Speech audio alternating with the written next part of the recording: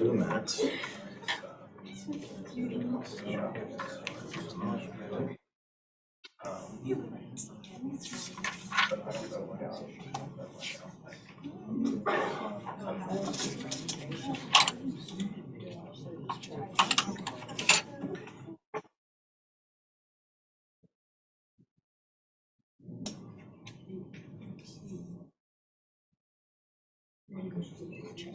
Ladies and gentlemen, I'd like to welcome you all to the April 19th meeting of the City of Charleston Planning Commission. My name is Charlie Carrish. I'm chairman of the commission.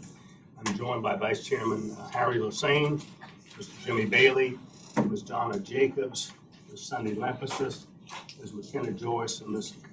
Cleta Ryan Jenkins. These folks are all volunteers appointed by Charleston City Council. I know you join me in thanking them for their work on behalf of the City of Charleston. Tonight, if you have a cell phone, we'd ask you to put it on silent or turn it off. And the meeting will run as I'll read an item from the agenda into the record. Then we'll hear from the applicant,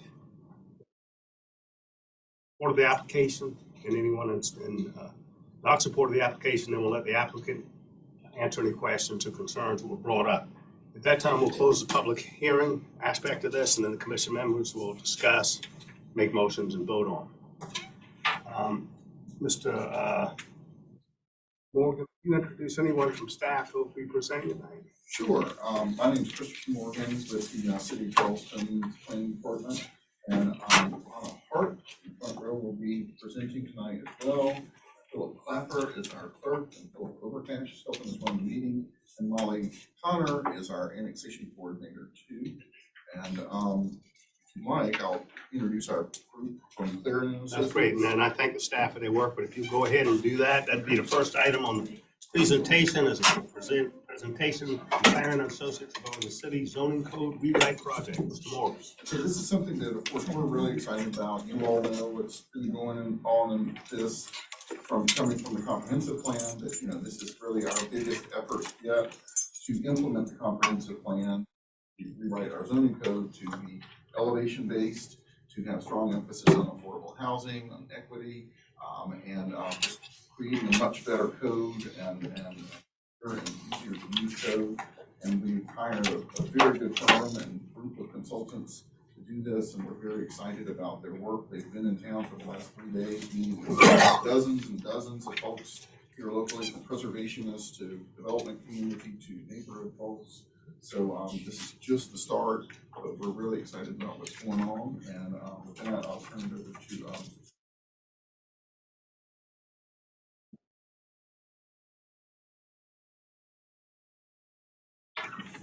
good evening, Mr. Chairman and Planning Commission members. I am Craig Richardson, Director of Clarendon Associates, and it's a real pleasure for us to be here. We are very excited to work with you and staff and the elected officials on this code update project. With me tonight, I have several colleagues with my firm, Jeff Green, and also one of our sub-consultants who will play an important role in the project, Tyson Smith, who's actually here in Charleston. In terms of our firm does a lot of development code work, and we do understand it's been 50 years plus since the Charleston zoning code has been comprehensively updated. It is an important task in the community. It will guide future growth and development in the community, so we are excited to be assisting you in the project. What we would like to do today,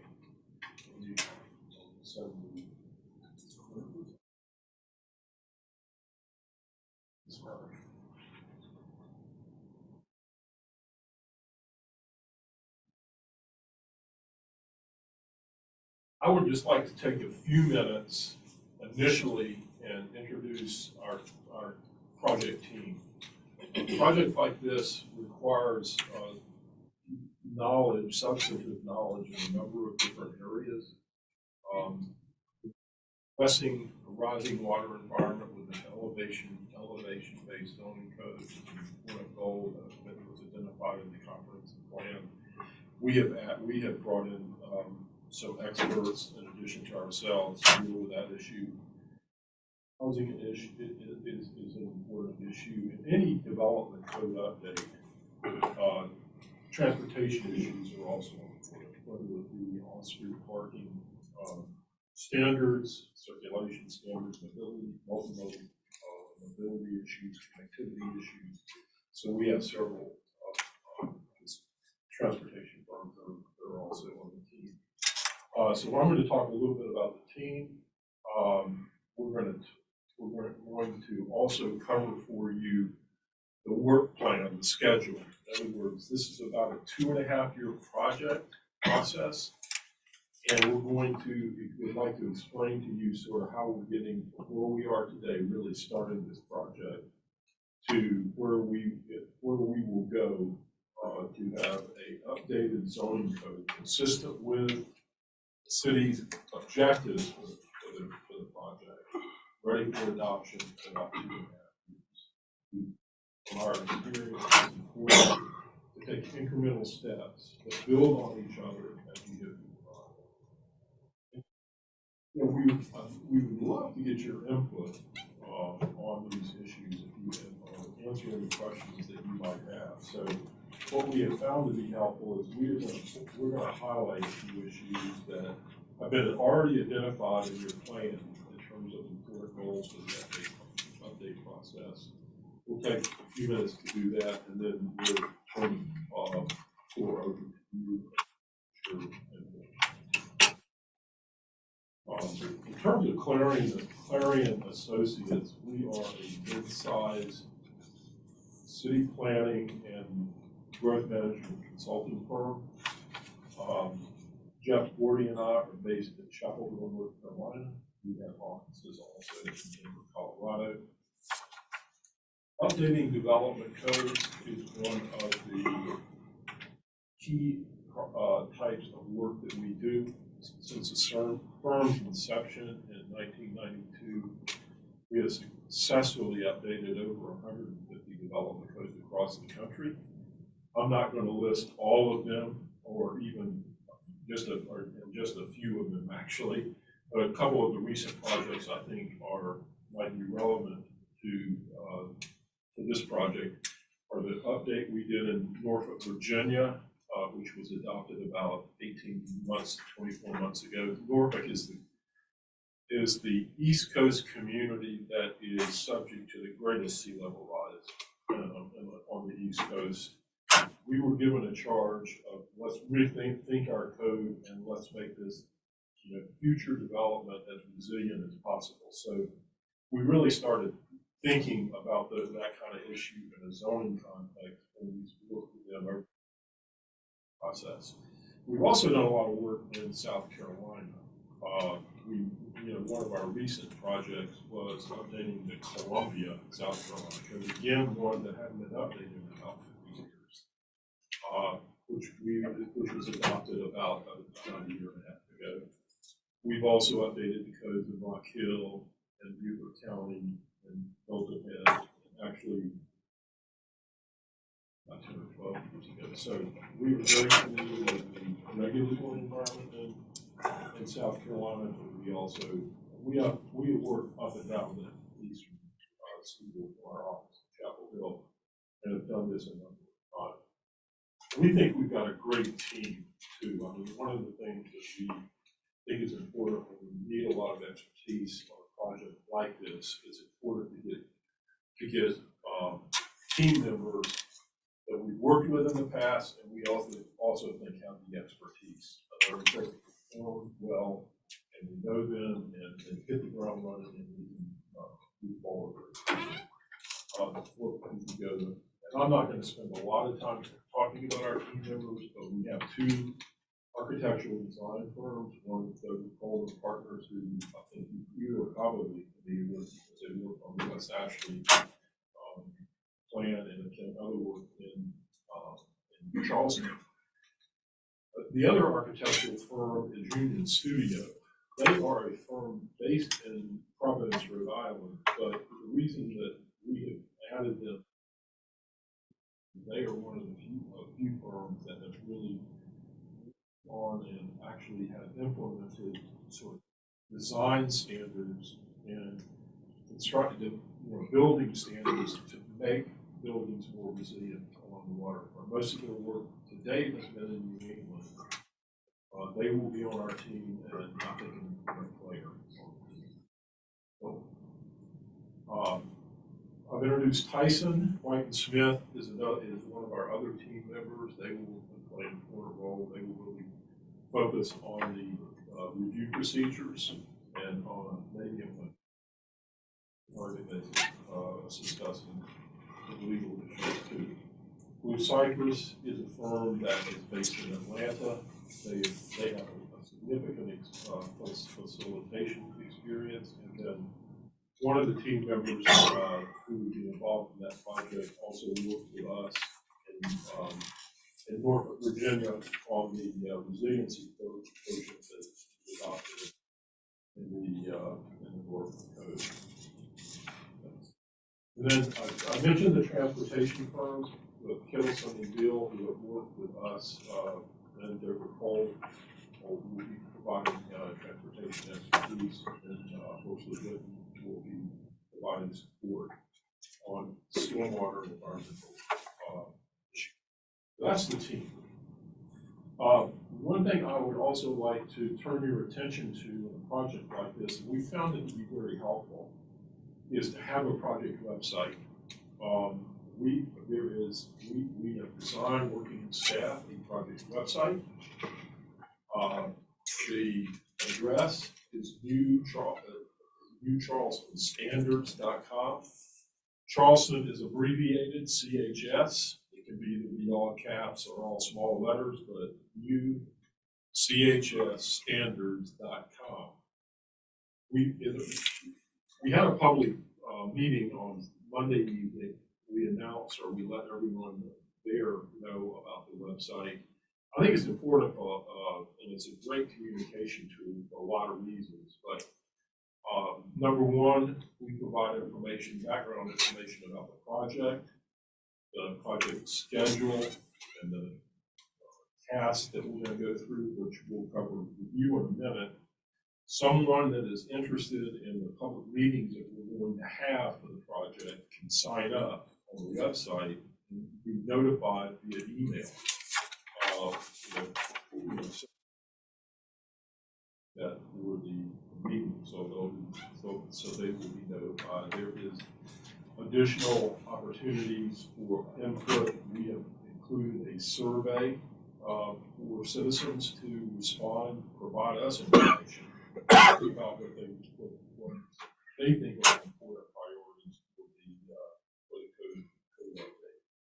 And as work products are being produced on the project, those work products will also be included.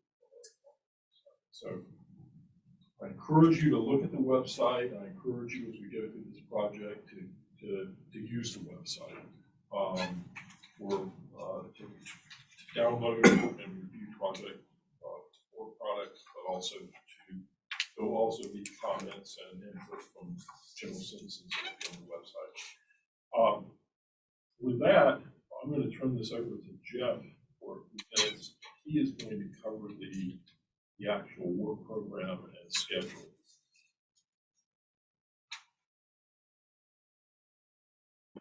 Well, like Craig mentioned, this is a project that we anticipate will last about 2.5 years.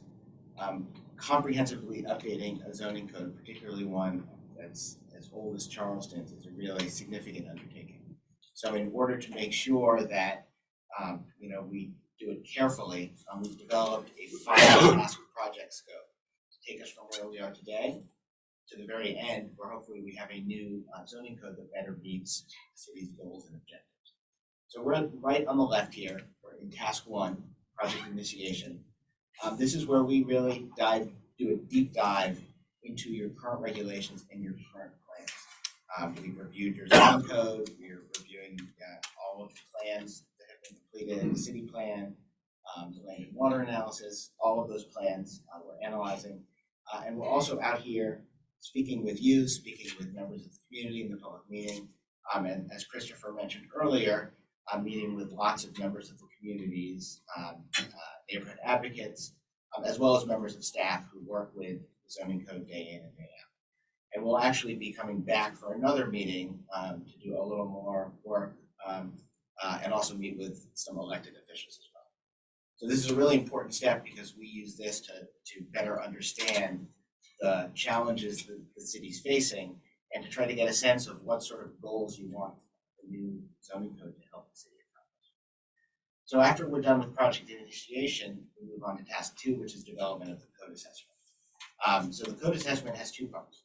The first part is a diagnosis, where we talk about your current zoning code in the context of some of your priorities, such as addressing sea level rise, such as addressing housing affordability. And we discuss whether your current code is sort of aligned with those goals. If it is, great, we'll say that. If it's not well aligned with those goals, we'll say that as well, and we will also provide recommendations for changes that should be made in the new code to ensure that the development that occurs in the city is more in line with what the city and its citizens want to see. So the code assessment, we'll prepare a code assessment, we'll get a draft to staff to take a first look at it, make sure we didn't get anything horribly wrong. And then we'll have a public draft. After that public draft, we'll be out here again. I'm sure we'll be meeting with you, we'll be meeting with elected officials. We'll have public meetings, which will be announced on the website. The code assessment really serves, the second part of the code assessment is an annotated outline of what we suggest that the new code look like, assuming the recommendations and the diagnosis are adopted. So it's written in plain English. It's designed in a way that people will be able to understand what the new zoning code will look like and what its priorities will be. So the reason we come back after the code assessment is to make sure everybody gets a chance to look at it, provide their comments, see if we've hit the mark, if we need to make some adjustments. So we're gonna have a bunch of meetings, and then after all of those meetings, all of that public input, we'll meet with staff again and have a roadmap going forward. And that will really guide task 3, which is where we draft the updated code. So that's a process that's going to take about a year. Now, we don't want to come here and drop a 700-page document on your desks and give you all 2 weeks to read it and ask for your comments. So we split it up into 3 separate modules. We find it's a lot easier to draft it that way, to be honest, to draft related procedures of the zoning ordinance together, and then bring it out to the staff and to the public for their review. So again, we have 3 different modules. We're going to follow the same process for each of those modules that we do for the code assessment. There will be a public draft. We'll be back here 3 separate times to talk about the drafts for each of these modules, collect input, and see where we need to make changes, where we've missed the mark and might need to make some updates to the draft.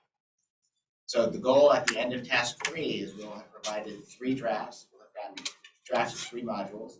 We'll have gotten comments on each module, and we'll have identified changes to make for the completed draft of the code.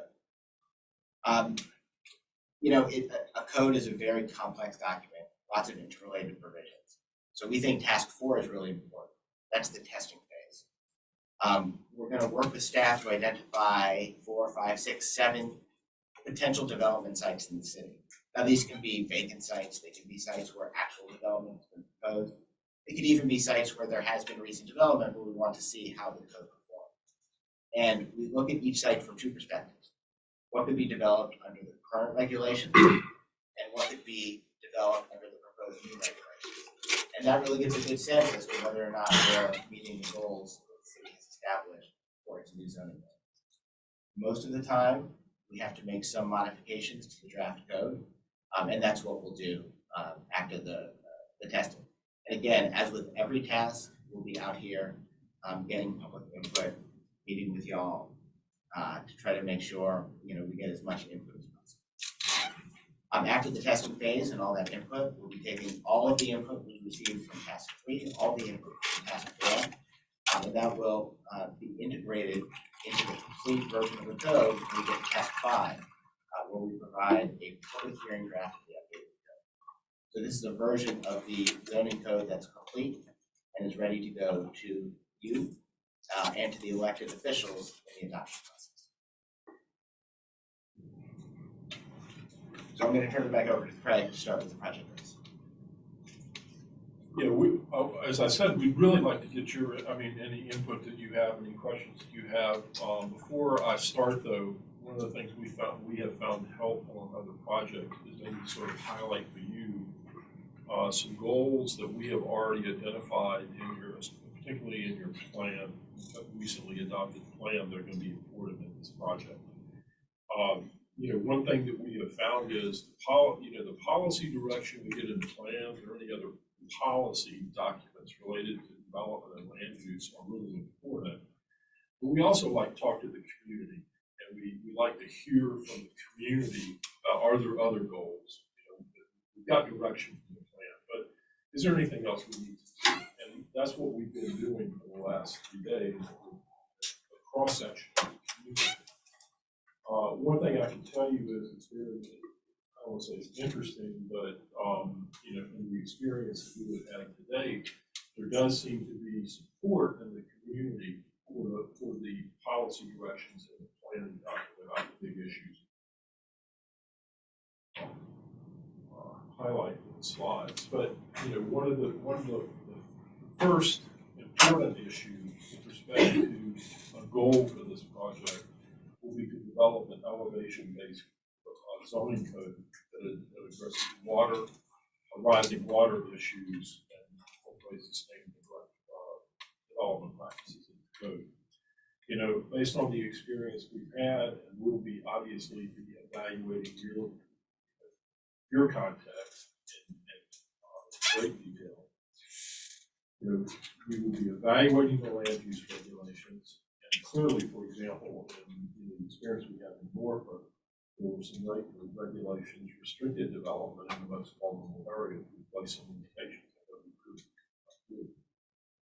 That could be an option here, and the other another idea or thing that we will be discussing in the assessment is also encouraging or supporting higher density development in the higher elevations of the community.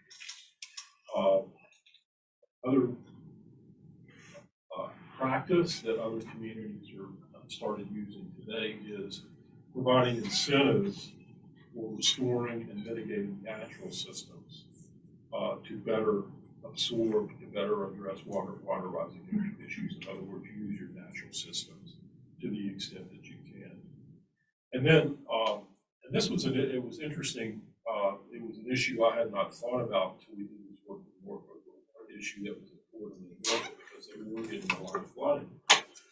Was the idea of addressing or making the community more resilient to the shocks that occur. They use the term shocks that occur when flooding was taking place. And what I mean by that is ensuring that sort of critical facilities, in terms of new facilities, were located in places that were not going to be subject to flooding, whether it be a school, whether it be a medical clinic, pharmacies, the location of, and there were certain types of uses in the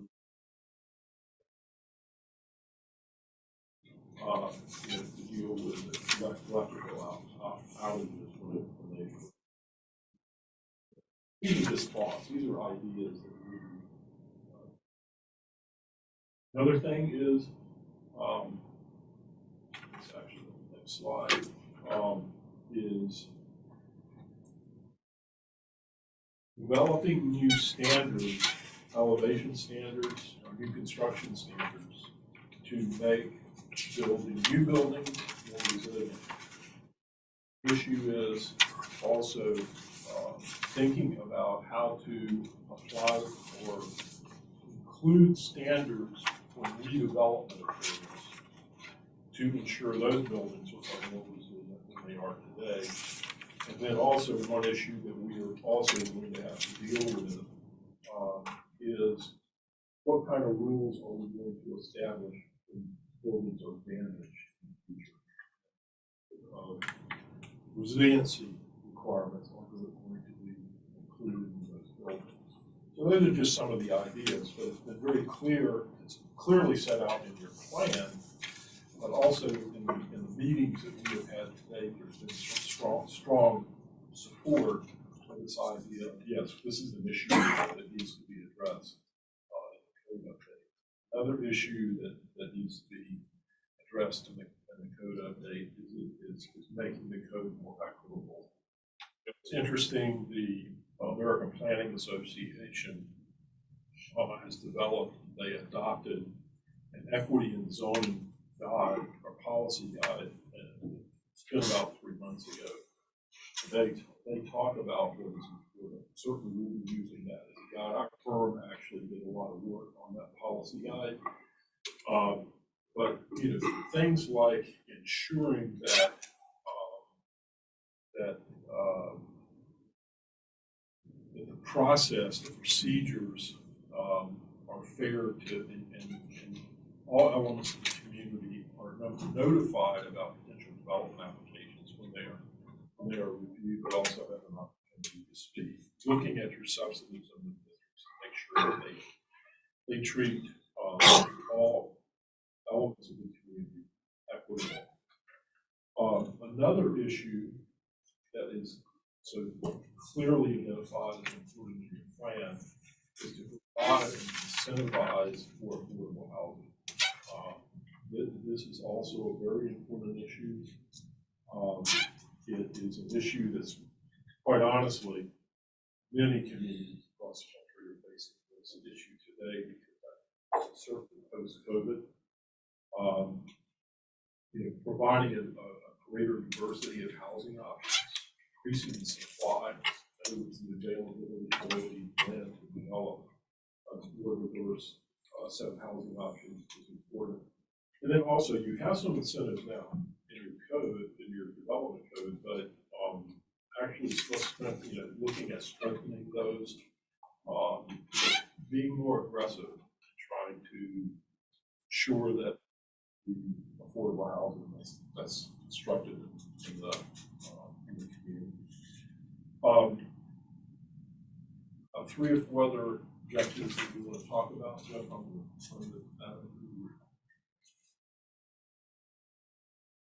So, Charles, you all know Charleston is a pretty unique place. There's a lot of areas that do not have your typical American cookie cutter design. So it's important, we think, that the new zoning code respect that and include appropriate regulations in particular parts of the city that recognize the fact that there are many neighborhoods in Charleston that have unique design, unique site design, neighborhood amenities. We did a tour the other day, spent about 5 hours driving throughout Charleston, and one of the things that was pointed out were all the corner stores that you see throughout the peninsula. So that's the sort of, you don't see that in a lot of American communities. And so that's the type of context-sensitive regulation that we think is going to be important to incorporate into the new zoning code. Another of the key goals is to make the document more user-friendly. The current code is very text-heavy. There are tables, there are not many illustrations at all. We spoke with some staff who work in the zoning division, and they noted there are lots of obsolete provisions. There's a lot of redundancies, a lot of inconsistencies, which make their jobs harder to do, which is also hard for the community at large as well as developers to understand what's required. And our experience, it's very useful to have a code that is clear, that is precise, where there's less ambiguity. So that's one of the things that will make the code easier to use. We also suggest incorporating, a new design for zoning districts. You can see sort of a sample on this slide here. This is from another code that we prepared. This is how in this community's code, the zoning districts are defined. You can see that it includes pictures, so there's a satellite photo, as well as ground level photos of the type of development that is desired for that zoning district.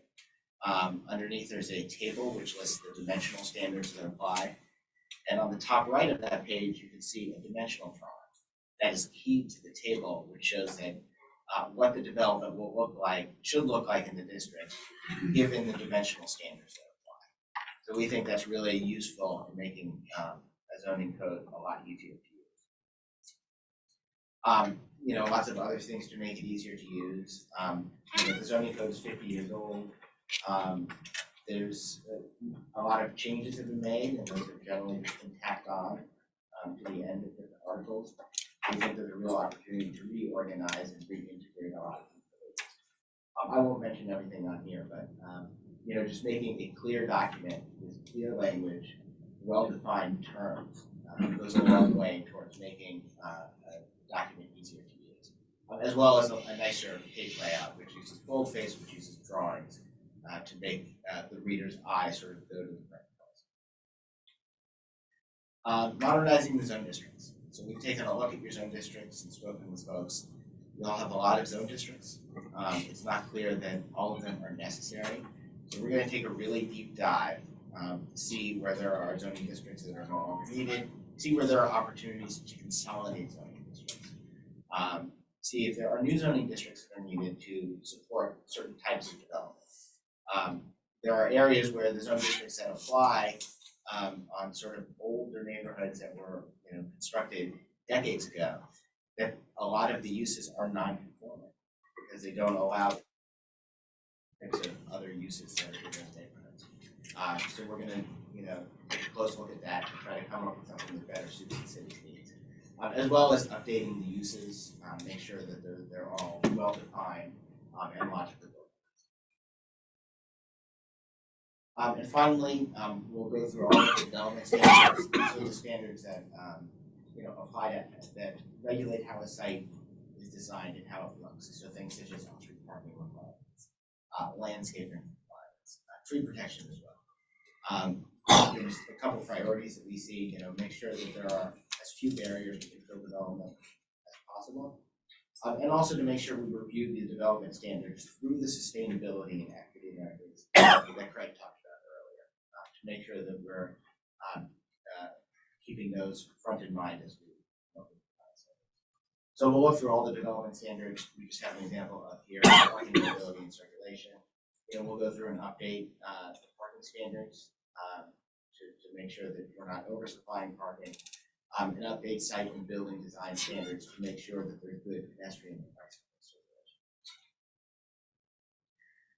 circulation. Thanks, Jeff. We've just covered those slides to try to just jog your thinking. If you guys have any questions, we'll be happy to answer them. Commission members, y'all have any? I was going to say, I know there's a lot of information, and we talked about eventually maybe not wanting to throw a 700-page document to us, and that's great. If you do, give mine to Ms. Jacobs on the end. She's good about getting all this stuff. But questions, comments, Commissioner? Ms. Jacobs? Oh, I'm sorry. So I understand that y'all are going to do a lot of stuff internally and working with city staff and bringing it to the public and getting our input. But I guess one of the things is that how does that how much input are you expecting from us in the participation when it's not necessarily a part of a public hearing or receiving those comments? So that it kind of conforms to what the guidelines of even the state the statute says that we're supposed to be doing as part of our role. I want to make sure I understand how much input are we expecting today? From us. Or as much as you would like to give us, but this is not the end of it. This is the beginning of the project. Yeah. For example, if you want to think about it more, and put something in writing to us, then you can provide it to Philip, and he will pass it on to us. If you feel like that you have additional questions, maybe a week or 2 weeks from now, you can also contact him, and we can do a virtual. It'd be an ongoing process. So yeah, we one of the things we have found to be very important is that it's key, number one, that we make this process as transparent as possible. We don't come in with any particular bias. The other thing is that we want to provide you, and we want to provide the elected officials, we want to provide the public as many bites as the apple as reasonably possible. Jeff talked about how we're breaking down the drafting process, how we go through the code assessment process. We'll be having meetings with you, throughout this process. So it'd be great, for example, if, beyond the 4 or 5 issues we talked about today, if there are other things that you think are important, are there particular issues under an obligation-based code, or on the equity issue, or, affordable housing that you think are important, you'd like to hear about? This is not a bash for groups, I promise you. Ms. Jacobs?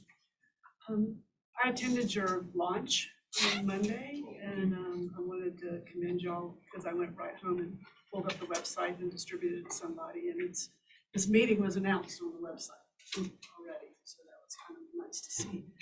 I signed up for your regularly scheduled programming, but I also wanted to commend y'all because this happened during the Plan West Ashley process, where we got to silently poll on some questions that night through an interactive website that came through our phone. And they had several questions about goals that we've seen and stuff. And when you have the ability to hear people without any bias from anybody else, sometimes you get some real honesty about things. And I was really surprised at some of the answers that we were getting already from the public. I mean, they might not have completely understood the question, or it might be new, but I was sitting there knowing what I hear in public forums about this versus what I was seeing distributed in the answers when there were, I think, 30 plus people between who was there and who was on YouTube, because everybody that was on YouTube could interact with the voting. So I found that very interesting, and I hope that there's a mechanism in the future as you're going through the process to, kind of evaluate what you're seeing in that honest way, because that way people don't feel shy, because nobody's going to critique them in their own viewpoint in public, and I think that's really important that we have that opportunity. Right. Results of those surveys are on the website now. Cool. So, Ms. Jacobs, anything else? Yes, those were just, I wanted to make the comment about that, but you said you've already reviewed our 700 pages. Is that correct? I just wondered, in your first blush, do you see any major red flag, okay, this is going to conflict? You don't necessarily have to answer that, but I'm just wondering if things are already. There are a number of provisions that conflict. There are a number of opportunities we think to consolidate districts that can be made much more user friendly. We think there can be new districts. I mean, there are just a whole list of issues. Now, we will go through even a much more thorough evaluation out of that code assessment comes out. And the two other things, one was brought up on Monday, and the one I just thought about here, but somebody was very concerned about things that were already planned, and development starting, and then the new code may run slightly conflicting with something that's there, how that's going to be dealt with. I don't think we need to answer that tonight. Just, I know that y'all will continue to evaluate what I might call a grandfathering, where people have by right currently with plans, but maybe shovel isn't in the ground, and how that's going to be dealt with, because we really need this modernization. And the other thing that I just thought of was, I think, and we've talked about this on this commission, is balancing equity with resilient redevelopment standards. I think that's going to be a really important discussion to have, because there are a lot of people who feel very pushed away from where they live right now because they can't meet those resiliency standards. But we need to think about how we're going to balance the equity of that land ownership, that development standard. That's going to be a big challenge. We already understand that. Great. Ms. Lampasisi. First of all, thank you. I think this is very exciting. And I've been on this commission 40 plus years. And so I was not around when it was written. But Are you sure? Yeah, I would not have written what you saw, I can promise you, it's hard to even understand it sometimes. But to the point of, are you going to remove uses that are already by right in examples of general business and light industrial, and it allows residential? That's been sort of a sore spot for me personally. Is that something that y'all are gonna be Are we considering? gonna remove uses? Use that are actual uses by right Yeah. now under certain ordinances, so that you could have an unlimited amount of residential in commercial zones. Yeah, we're gonna be, we're, as Jeff mentioned, we're gonna take a hard look at your use table. And, obviously, when we see a use that we think, needs to be modernized because, it's totally irrelevant, we're gonna say, yeah, it needs to be deleted or it needs to be modified. When we think it is not consistent with the desired character of the district, we'll also flag that use. You can use the old standard industrial classification system in about late 70s or early 80s. That's what's in your code right now. That's very old, very antiquated. We'll use a much more modernized use table. And we will also define all your uses. So my understanding from what you just said is that any ideas that we have, that we forward it to staff, we do not communicate with you directly. Yeah, if you can forward it to staff, it just works much. Okay, and then and to Donna's remarks about grandfathering in, is any of this in the next 2.5 years going to be under the pending ordinance classification in reference to the grandfather? Probably not until there's, a first reading by council on it. Other commission members? Go ahead, I'll let you continue. Thank you, sir. We look forward to working with you. No, thank you. Thank you for your presentation, a lot of information. We look forward to working on this. Harry, anything? No. Great. Well, thank you all. Appreciate it. Thank you. Where do y'all live? Where do you reside? We're based in Chapel Hill. Okay, all right. Research trying to Raleigh. We won't hold that against you. That's okay. No, thank you for coming. Appreciate it. I didn't say earlier, but if you get up to speak tonight, we'd ask you to get up to the podium, tell us who you are, where you live, and if you represent anyone as well. So thank you. The minutes were sent out. Is there any changes to the minutes recommended, or is there a motion to approve the minutes? Ms. Jacobs? I only read January 18th. only January. It's only January we had. And I didn't see any necessary edits, so I would move to approve. Okay, Ms. Jacobs moves for approval of the minutes of Second. January. Second by Ms. Lassane. All in favor, signify by saying aye. Aye. Anyone opposed? Thank you, the ayes have it. First item on the agenda, rezonings, number 1, 17 Magazine Street, Halston Village, Peninsula, TMS L 45708003003.07 acres, request rezoning from reverse residential DR2F to limited business. Mr. Morgan.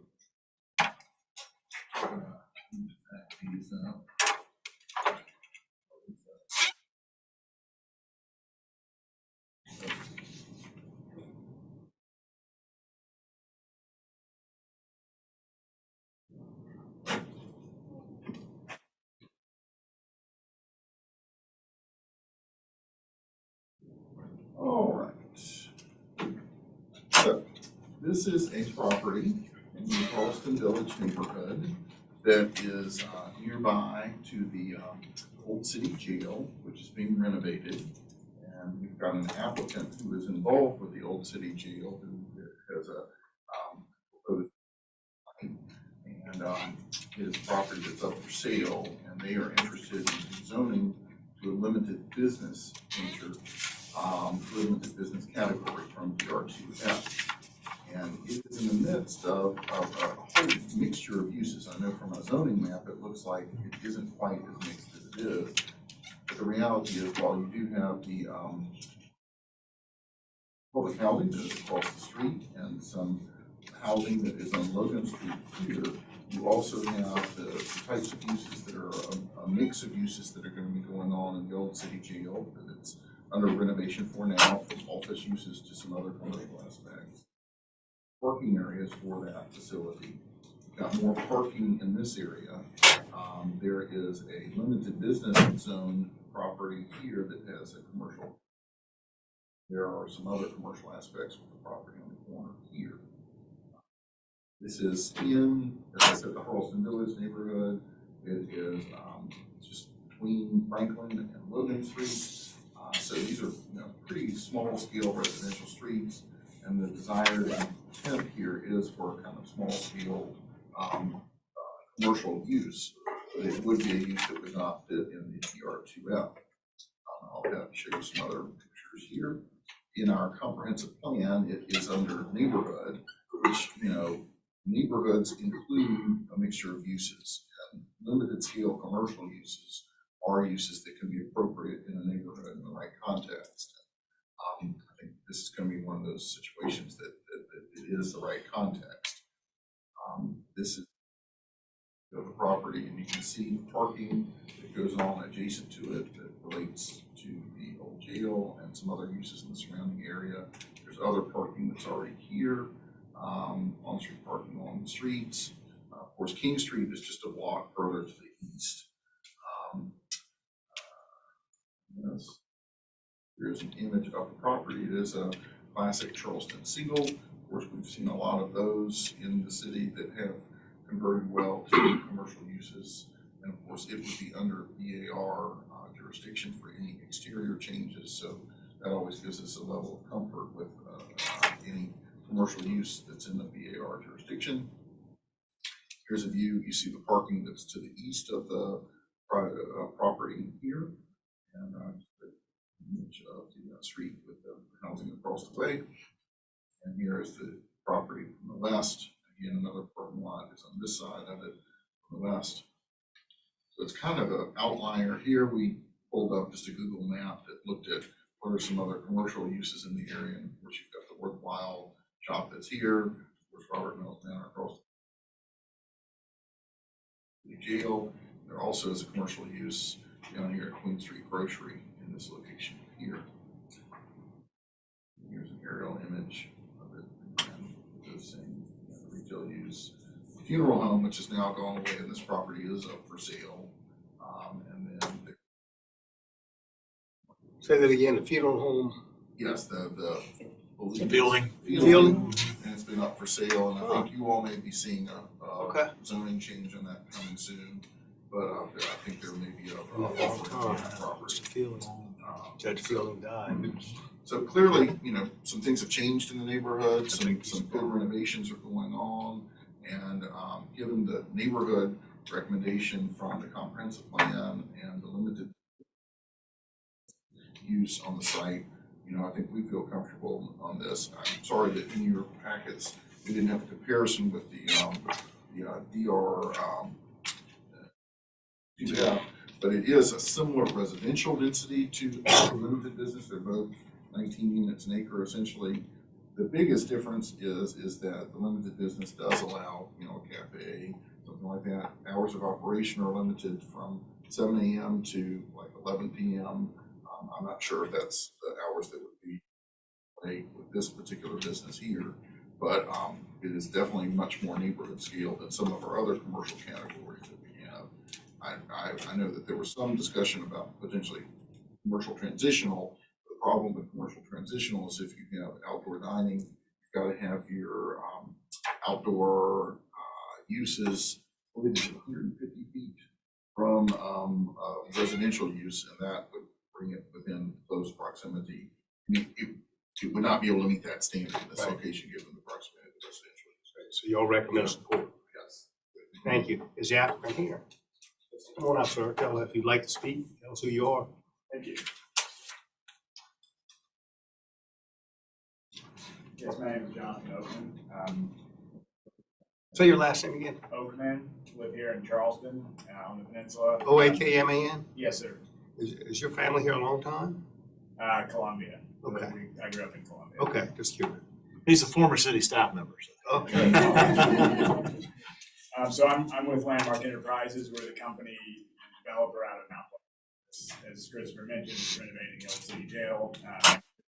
Got Jason Ward from my office here as well, just in case we need to tag team on any thoughts or questions. But I won't take up much time. I just wanted to add a little bit of context to the rezoning request we have in front of you. I appreciate Christopher's thoughts. I think he did a great job in sort of setting the table. So our company is making a significant and long-term investment in the neighborhood with the old Charleston jail project. That operates under a use variance in the residential zoning, but it could be office, it could be restaurant, it could be retail, it could be special events, it could be, tour operations, a variety of uses that are possible with the jail renovation. And our thought when this came on the market was, since it's next door and a little bit of an outlier on the block, like Christopher was saying, to take the opportunity to do something synergistic with an additive to that neighboring project that we're working on. So that was the genesis of this coming forward. Just a couple points. One of the items that was interesting to us that I think is relevant here. We did some research on the previous uses of 70 Magazine Street, which does appear to have been residential for the most part, although our research discovered that as recently as 2009, there was a travel agency running out of that house. I suspect, though we don't know, it was probably somebody living above and having a travel agency office below. But it does have some, history of commercial use. I think that's a good sort of transition into what our thinking about this property. As Christopher mentioned, there are a bunch of surrounding commercial uses, even though zoning almost everywhere around there is residential based zoning. So I think he mentioned most of them.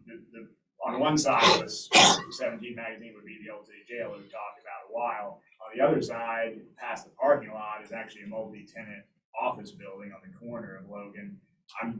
That as well is in DR1F, I believe. I'm not sure if that has a use variance or grandfathering clause or whatever it is.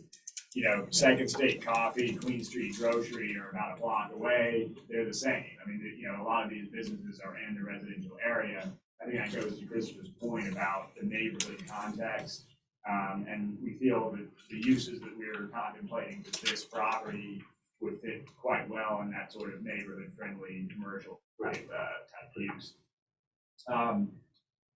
To talk about also, who we've spoken with, obviously the interests in the community are of great importance to us, not only because of this property, but also because of the jail that we're working on next door. So in context of, in preparation for this request, we've spoken with the Neighborhood Association, Halsman Village, who was, very supportive, had, no opposition from that group.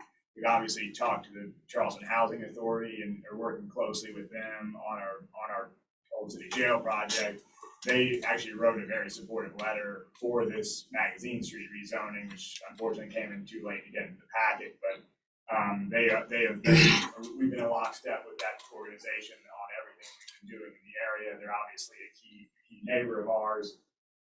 We've reached out to and spoken with neighbors that are both commercial and residential uses, but not encountered any opposition to date for this request. So we feel that there is, people in the neighborhood understand, the mix of uses, and they're not afraid of change. So we feel we pretty much canvassed the area as best we can and have not run into any opposition to this request. So that's what I have to say, and would take your consideration. Thank you, appreciate it. Thank you, sir. We do have one letter. Anyone in support of the application here that would like to speak? We do have one letter of support that's in your package from Mr. Cooper, just for information, so I think that was in your package. Yes, sir. Is anyone in opposition to the request? What's the public aspect of this? Thank you, sir. Thank you. Commission members, questions, comments, motions? I'll move for approval. I just wanted to ask one quick question. When the housing authority submitted their letter to you, in reference to their support, did it come with, any type of comments from the residents that live in the housing authority? Was it supported by them when they submitted the letter from the housing? The letter was from the CEO of the Housing Authority, Mr. Milligan. Okay. And so it didn't directly reference residents of the neighborhood, but he was speaking on behalf of the organization in the letter. Oh, okay, thank you. Great. Thank you. Any other questions, comments? Mr. Hussein, motion to approve, second. I'll second. Go ahead. You second, Mr. Lampus. Mr. Lampus is second. Other questions or comments? Not all in favor of the motion by Mr. Hussein, second by Ms. Lampus. Signify by saying aye. Anyone in opposition? Great, thank you. 7 in favor. Thank you. Thank you, sir. Come, Mr. Thank you. The reason I asked you that there was a Clarence Open that owned a lot of property here in Charleston. I was just curious if it related to him. So, Probably at some point, but okay. not that I know. They had, going back, I rented an apartment from Ms. Open. She was on Broad Street, had a home on Broad Street. I rented in 1974 an apartment on Hazel Street. They also had apartments on Pitt Street. So you would have wanted to be related to all those people. I wish I had that portfolio. No, really. Second item for rezoning is number 2. It's 2 Radcliffe Street, Radcliffe Park Peninsula, TMS number 4601, 202035, approximately 0.09 acres, request rezoning from VR2, diverse residential, to limited business. Mr. Morgan. This is a property that's immediately adjacent to King Street. It backs up and adjoins a building that fronts on King Street to the corner of King and Radcliffe. It's actually in the Radcliffe neighborhood, but it has been zoned VR2 for years. For all intents and purposes, it looks like a commercial building. It has had a funeral home in it in the past. It's in our comprehensive plan. It's in our city centers area, which would seem to. Mr. Morgan, do you know what funeral home was in that one? I'm just curious now. I don't remember the name, but the applicant could probably tell Okay. me. I'm just curious, from losing a lot of the old funeral homes downtown as well as churches. I'm just curious. So anyway. There may be a picture that shows the name of the funeral Okay. home. I can't remember. But it's in our city centers as the entire block is. So McNeil? Is that it, McNeil? Okay, yeah, no, I remember the name. Thank you. so it's the LB request would be in line with the city center's recommendation from the comprehensive plan. There's an aerial image of the property, and it looks very commercial from the air. Who's in churches and funeral This homes? is Hate the black churches. ground view of the property. And you can Money's see it's too a good. commercial style building here. And commercial style here, immediately adjacent to the other commercial building there. Street, there is a residential structure just to the west, and then further away is a church. So our recommendation on this is for approval, and we feel very comfortable with the LB request. Thank you, Mr. Morgan. Is the applicant here? Yes. Come on up, sir, if you'd like to speak. We'd love to hear from you. You don't have to, but we'd like to hear from you if you'd like to. You, Mr. Jordan? Yes. Thank you. Come on up. It's a pleasure meeting everybody for the first time. Give you a little bit of history about the building. My grandfather ran W.M. Smith Funeral Home out the building for a few years. Although he died in 1960, I was born in 58, so I got 2 years out of his service. But my mother and my 2 aunts inherited the building, and they have long deceased now, and the funeral home is moved out. So we was just trying to really sell the building, and since it was zoned residential, we just wanted to get it zoned for basically how it looked, basically residential commercial, and hopefully it would match with the city ordinance for the future. Yes, sir. Ma'am, do you have anything you want to add? Yeah, just a little bit. My name is Eve Green, and I represent him in the sale of the home. I'm with the XP Realty. And I want to thank Mr. Morgan and Mr. Overcash for taking all of my many emails on this. But, you know, our decision, or his decision to do this, really is based on the amount of prospective buyers that came through and all the ideas that they had for that location. many things I think would really help the community. Maybe create jobs for the community.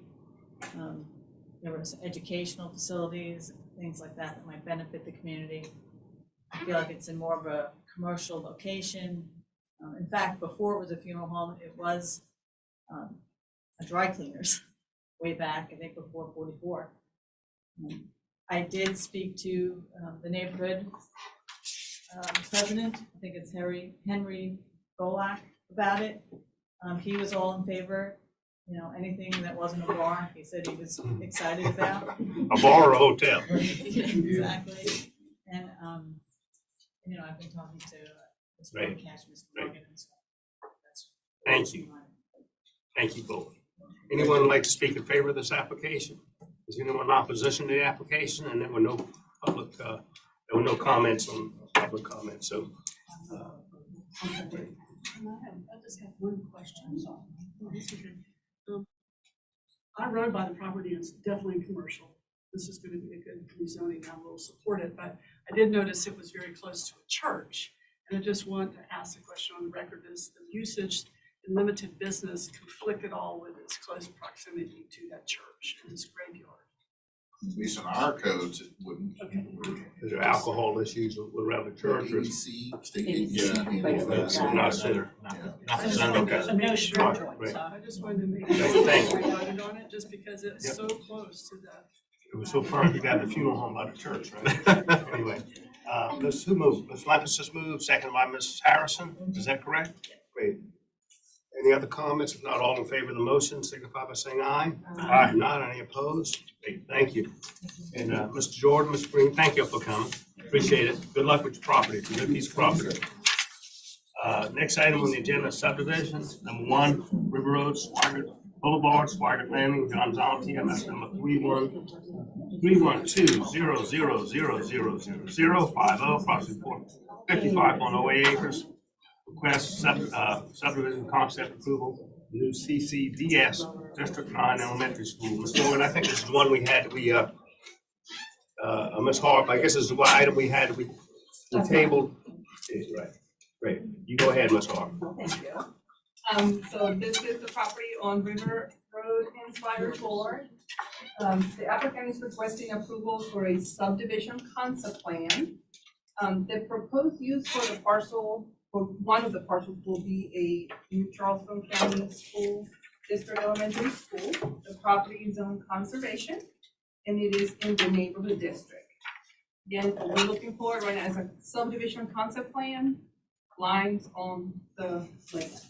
The concept plan total area is approximately 55 acres to be subdivided into 3 tracts and to create a public right of way that will tie onto existing rights of way into the Swigert Landing neighborhood. As I mentioned before, a 3-parcel subdivision doesn't usually come to planning commission, but it's here because there is there's new public rights of way. So that is the property, and so that is the area that is located in the comprehensive plan. It's suburban edge. And we have an aerial. And that is, those are the 3 lots and the new rights of way.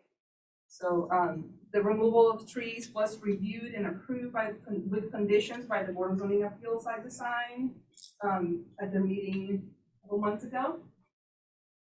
For further coordination, I need to make clear, further coordination will be needed between the development team and SCDOT for any improvements to River Road. The plan has been reviewed by the city's technical review committee, and it was found that it met the requirements for concept plan approval. The project, as usual, will need to come back to technical review committee for review for site plan, for specific site-specific review.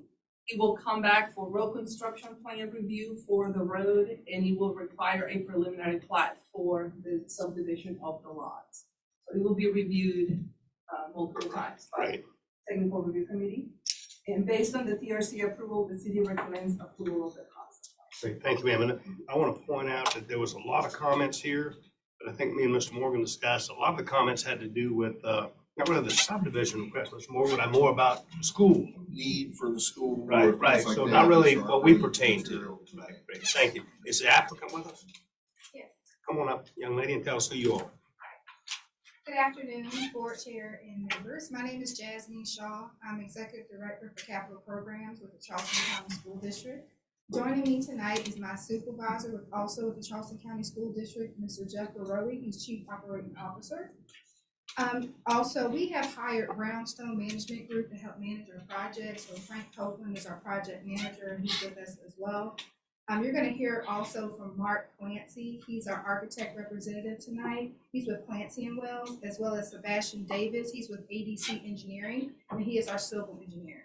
So I just want to give you some project history about this particular site. So Charleston County started looking for property back in 2017. We vetted about 8 different property locations, including looking at our own schools. Angel Oak is one of the elementary schools that's on the island, and that particular school was built for 590 students. We currently today have 781 students at that site with trailers. Also, we have Mount Zion, that's also an elementary school on a site built in the 1950s. A lot of their systems are at the end of the life, and the school is actually built on a septic system. Their locations was not viable, and so this particular site is, and the bigger aspects that stood out for us is the large amount of acreage that will be provided for the students. So we have projected about 600 plus students 5 years out from now. So we're actually building a school for 700 students. And on this particular site, we'll have the opportunity to expand up to 900 students. And also the connectivity that the site has with other utilities such as public water, sewage.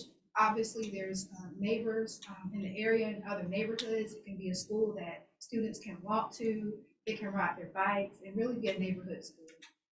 Also, one of the most important aspects about this particular property is that it is already an existing planned use development and identified as use for the public. And also a keynote is that this area is where most of our students are actually located. This is where the growth is happening.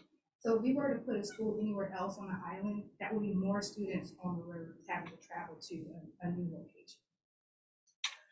One of the things I really wanted to highlight, and I think was a big aspect as part of the deferral from last time, is our public transparency. So we have had over a dozen public input opportunities to include 4 CCSD community meetings held at Mount Zion Elementary, Angel Oak Elementary, St. John's High School Elementary, with a combined total of over 180 participants. We have had a CCSD constituent school board meeting that was also public. We have presented at the National Roads for Johns Island's Task Force. We have also presented at 3 separate Johns Island's advocate meetings. Of course, DRB for the concept, BZA for the trees.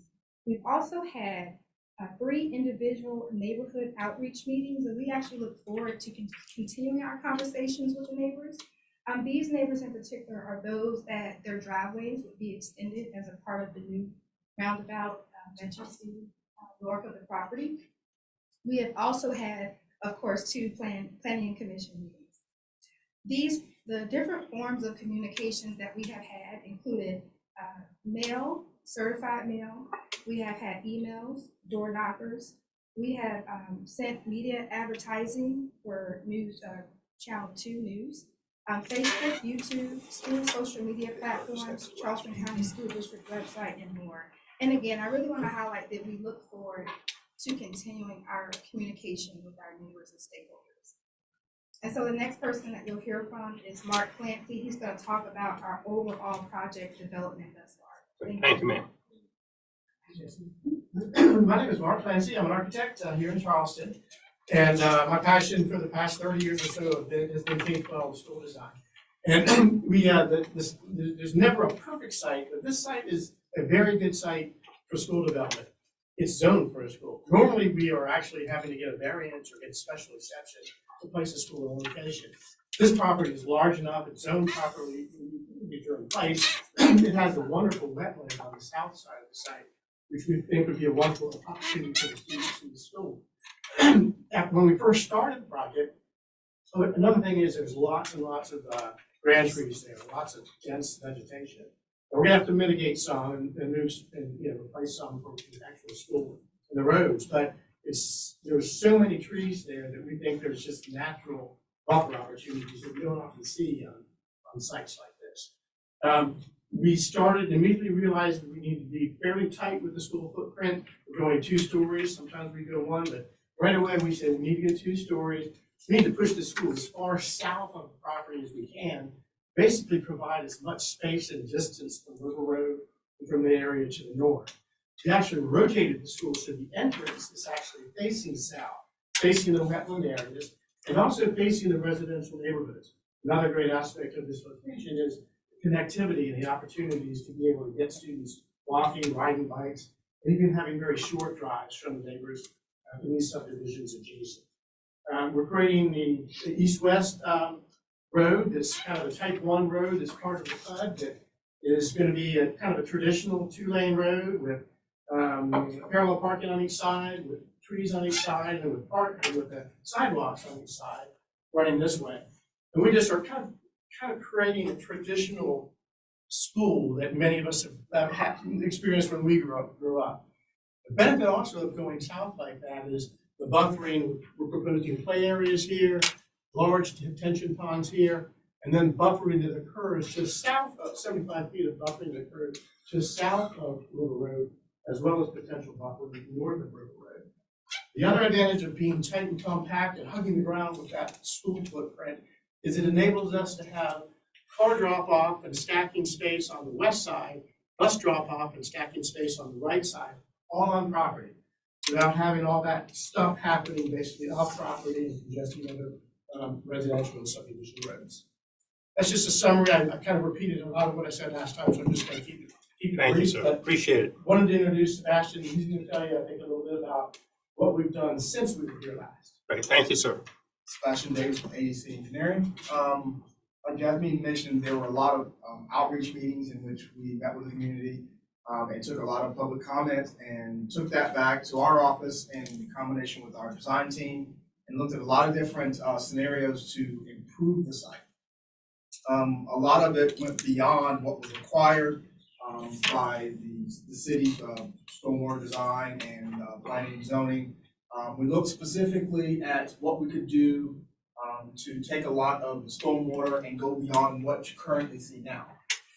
And so what we did, one of the planned uses or planned aspects for the site is a bus parking area. And so we were originally planning for 65 buses. We cut that in half to allow for us to put more ponds on site to help go beyond what is required for our stormwater design. Stormwater is a big key item now, and one of the things that the city stormwater department keys on is mitigating for sea level rise. And so by us making our ponds a little bit bigger, we help to kind of project out into the future a little bit with holding the water on site. So we're going above and beyond to kind of keep our staging down, so kind of planning for a little bit of an adjustment in the future. Another thing that we did in conjunction with that, we tightened up our roadways on site, specifically on the school side of the beyond the stormwater ponds, to try and mitigate for making those ponds a little bit bigger, making our site a little bit more compact, while also not losing any functionality for the site. And so those are a couple things that we did just beyond on our site. So when we started looking off-site, like Jasmine mentioned, we met with some of the neighbors. One of the key points was the neighbors to the north of the traffic circle on River Road that I think we talked about before in the last meeting.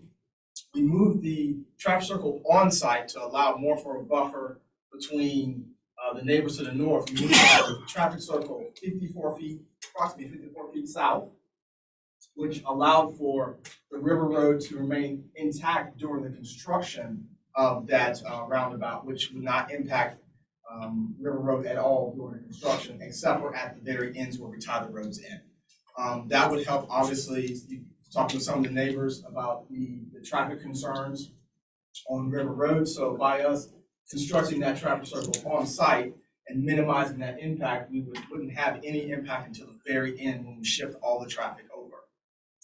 And one of the concerns that the neighbors had were their driveways. And so we went back and looked at how we could streamline those. We had the connections before, but we looked and took their feedback and tried to make them a little more streamlined, looked at where their mailboxes were gonna be, looked at where their trash receptacles and recycling would be, and tried to provide a better solution than what we had last time. And with that, I'll be brief, and I think that's a summary of all the changes that we had on site. There's probably a few others here and there, but none of it very significant. Thank you, sir. Appreciate it. Anyone else? Pam, you go ahead. I don't have any additional comments. Okay, thank you. That was very informative, and we appreciate, one thing that I know I appreciate, and I'm sure the other commission members too, is, I'm sure the community does, is the reaching out and the communication. That's key. Anyone like to speak in favor of the application? Come on forward, ma'am, and tell us who you are. And My name is Judith Condon, and I am a Johns Island resident. I'm a CCSD parent. I'm also the proud principal of Angel Oak Elementary School currently. good for you. And I am excited to be the future principal of the new D9 Elementary School. I think you're getting a lot of comments from our family and community because there's a fear of deferment. There's a fear that something may delay this process. And you've heard the term over and over again about this urgent need for the school to be built. Our community members have waited a long time for this, and I think that that's why you're receiving a lot of those comments that may not feel like it directly applies to you and your role, but in their minds it does, because this project they feel is very important. I would like to stress the urgency in moving forward with this project and my support with it. First of all, I do want to recognize the very valid concerns that have been brought up by the community and neighbors. I know from experience that Johns Island residents are very passionate about wanting the best for our island, our residents, and our children. And as part of the district, I know and have seen the work that the construction and architectural teams are doing, looking at the comments, reading through things, listening to people, and truly trying to make efforts to change things to meet the needs of as many people as we can. And I just want to make sure that the neighbors know that that is happening. I've been present for that. And I know this is an extensive project and it will have a big impact. So everybody has a lot of care towards what's happening here. I mentioned urgency a few minutes ago because you've heard us talk about overcrowding at our schools. And you hear the term and you hear the numbers and you say, wow, that's a lot. But I think sometimes it's important to speak a little bit more specifically to that. I know Principal Mims is present also, who is the principal of Mount Zion Elementary School, and she'll speak a little to that in a second. But I do want to give you a couple current examples so you can really see why this urgency is surrounding this project a little bit. As was mentioned before, we are so proud of our growth at Angel Oak Elementary School. We've grown from around 430 students to now over 870 in a period of 6 years. While this is exciting that we are meeting the goal of growing our neighborhood schools, because a lot of the times parents in the past have chosen to send their kids off the island to go to school, we are also dealing with the challenges of growth, and we are currently over capacity, as you know. What this looks like is we have students in trailers, teachers in classes using non-classroom spaces for instruction and cart-based classes. We are not able to have our correct number of pre-K students due to limited spaces, and we sure wish we could have more because our families on Johns Island desperately need that. We have 25 plus students packed into small trailer spaces. As you I don't want to cut you off, but Yes. we're really, and this is all good information. Yes. We're talking about a subdivision request, so I Yes. know a lot of the information is about the school, and it's important to all of Yes. us, but I'm trying to keep it more to what we are deciding. I understand. So I appreciate it. I'm sorry to. No, it's fine, and I will just tell you that, long story short, this is a huge piece of the community. And the urgency is there because children's educational experiences are being affected if we continue to defer the building Yes, of ma'am. this school. And so I just want to say again, I appreciate you considering moving forward with the project with a sense of urgency. And I hope this will be the catalyst for other entities to match what's going on with improvements on the island, including roads and other places. Thank you. Thank you. Thank you. All important. Thank you. Yes, ma'am. Come on up. Tell us who you are.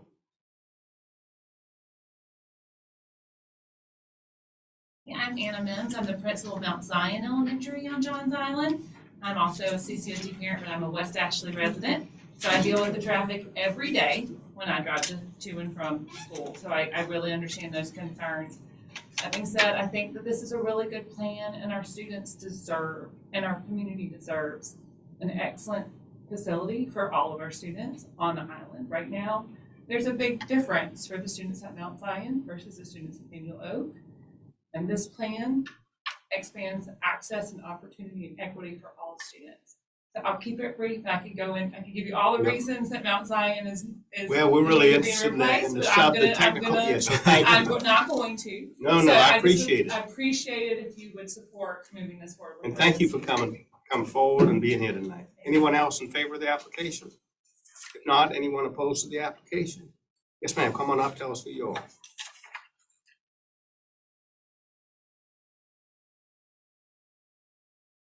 Hi, my name is Kim Steele. I spoke at the last month's meeting Yes, in ma'am. opposition to the current plan. I brought a new drawing that we were given. Since then, I'd like to pass a copy out. Yes, ma'am, that's fine. I live at 1230. You're right on the Seven. footprint of that, you're right on. Yeah, the traffic Yep, circle's I being remember. put in front of our home. Is this the same drawing that's up here on the screen? No.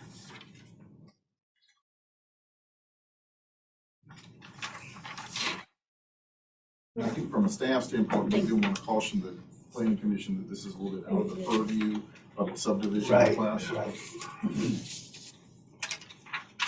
Since the last planning commission meeting regarding the site plan approval application in March, we have met with CCSD 2 times to further discuss our concerns and work towards a resolution.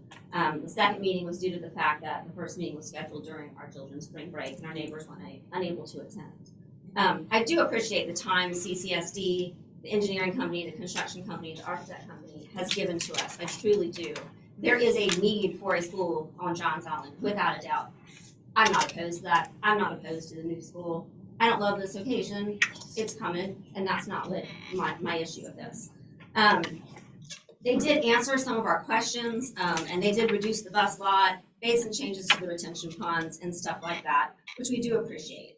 However, few, if any, changes have been made to the location and the design of this traffic circle, which will be the new entrance to the school. And there's numerous concerns that still exist. One is the buffer between our property and the traffic circle is still not substantial at all. The trees in front of our home, including the oak tree, and in front of our driveway will be cut down. The tallest tree or bush that they plan to put in that area is 14 feet high. For reference, our front porch is 12 feet high. I understand we can request to put more trees, but in reality, trees instead of bushes, but in reality, when they show us drawings, they're showing us drawings of, trees that are 75 feet long. Those are not gonna grow during my lifetime. It's not gonna be a substantial buffer. They mentioned at one of the meetings, deeding us part of the property that's gonna be part of the circle to allow us to have control over plantings and other types of things. However, there's a ditch that runs down the middle of that. When you take out the size of the ditch, an 8-foot easement on each side of it, it's a moot point. It's not enough property to make any difference. It's just another financial burden for us to have to take care of. It's still unclear who would maintain this new road. If you can see in the drawings, they're, putting a new road in front of our home. The options, as we understand, is that CCSD, South Carolina Department of Transportation, or us would, if we opted to accept the transfer of property, we could do so. If we choose to accept the transfer of this property and thus the maintenance for this road, we would also bear the financial burden of maintaining an asphalt or concrete roadway. If SCDOT keeps this portion of the property, then the property is even bigger, as SCDOT is currently in charge of the maintenance for River Road, which is in a bad state of disrepair. If you look at the comments from pages about 9 or 10 to 15, I know a lot of people are for the school, which we all are, for a new school on Johns Island. But there are a lot of comments that really deal with the safety of the children and the residents and the buses on these roads at this location when they are in such a terrible state of disrepair. You can find examples of, like I said, on those public comments. If the South Carolina Department of Transportation does not maintain River Road where thousands of people travel every day, we're not confident that they're gonna maintain a tiny strip of land that only affects our home. Also, the county currently is in charge of the ditches. They don't maintain the ditches. We have paid for years to have our ditches maintained privately by a landscape company. If the county is put in charge of this, then they're not gonna maintain the ditches in front of that home as well. CCSD has indicated that they could be in charge of the maintenance of this road, but at the same time, they also stated they would contract out that maintenance, and any maintenance of plantings in the buffer would expire after a year. Thus, either way, the financial burden of this would again fall back on us. We are also being forced into sharing a driveway with a neighbor, something that in and of itself will cause additional headaches and potentially expose us to financial as well as legal issues in the future. And we will no longer have trash or recycling or mail service at our home. We will have to go to the other side of our neighbor's house for those services. While I appreciate the efforts that they've made to create a place for my trash receptacles at my neighbor's house, removing such services from my current location at my home is absolutely unreasonable. We have serious concerns about the ability to make a right turn out of our driveway. As of Monday evening at our last meeting, they admittedly do not think that that the current traffic circle plan allows us to turn right out of our driveway anymore. This would force us to turn left only and take a 2 to 3 mile detour, turning at the Murraywood River Road intersection, and then again at the Brownswood River Road intersection to travel north on River Road. These are two of the most dangerous intersections on not just River Road, but on all of Johns Island. This would cause us at least an extra 10-minute commute every time we need to go to the grocery store, visit family, take my oldest daughter to school, etc. It would also affect my husband's already lengthy commute to St. Francis Hospital. We have a 14-year-old daughter that will begin driving in approximately 6 months. Forcing her into these two dangerous intersections each day she leaves for school is absolutely unacceptable. What is also unacceptable is the fact that we will no longer be able to pull our boat, our car trailer, or our camper and turn left, particularly when the boat landing is in that direction. We will no longer be able to enjoy the ease and close proximity of the boat landing, one of the many assets considered when our home was originally purchased. Again, these are substantial changes and all greatly affect the use and the enjoyment of our home. The location of the traffic circle would undoubtedly decrease the value in our home, be a nuisance, and cause us financial damage. While I appreciate CCSD is going through the motions of working with us, ultimately, we have little faith that the mitigations being discussed will actually come to fruition. Still, there is absolutely nothing in writing. We feel that we are being backed in a corner, and I fear that ultimately the only option we will have is to file suit against all parties involved in this project. For these reasons, we respectfully request the site plan approval application in this matter be deferred until CCSD comes up with a better location and plan for the traffic circle with less negative impacts on our home. Thank you, ma'am. Appreciate you coming out last month and this month as well. Would the applicant like to respond? I know, and as Mr. Morgan said, oh, is anyone else in opposition to the application? I'm sorry, ma'am, you go ahead. As Mr. Morgan said earlier, a lot of these issues, traffic, and we respect what you're saying, go through traffic studies and things like that. So It's outside the realm of subdivision approval. Yes, ma'am, tell us who you are. Hi, my name is Madeline Gary. I am a homeowner and also the current board of directors member for the Swiggert's Landing HOA. I also live on Twitchell Street, which is right off Moonbeam.